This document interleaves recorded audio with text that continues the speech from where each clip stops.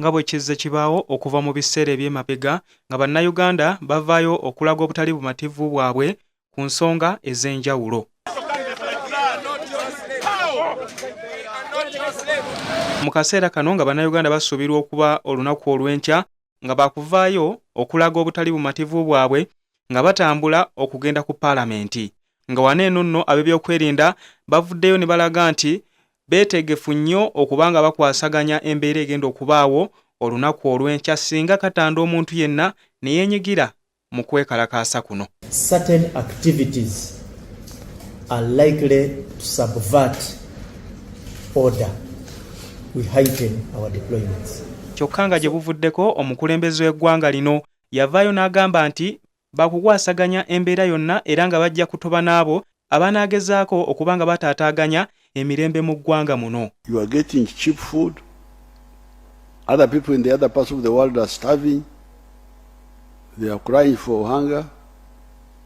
And you here, you want to disturb us.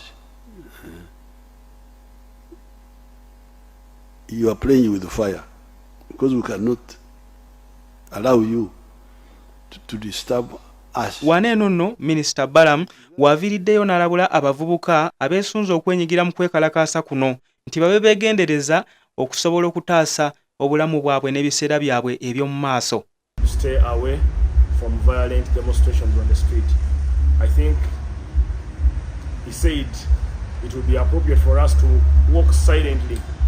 For those of you who want to walk silently with valid reason, patriots who are saying enough is enough, the act of corruption must stop, to march to Kororo airstrip quietly on a given date that will be approved and guided by the security, and speak out on large speakers, which I'm willing to offer.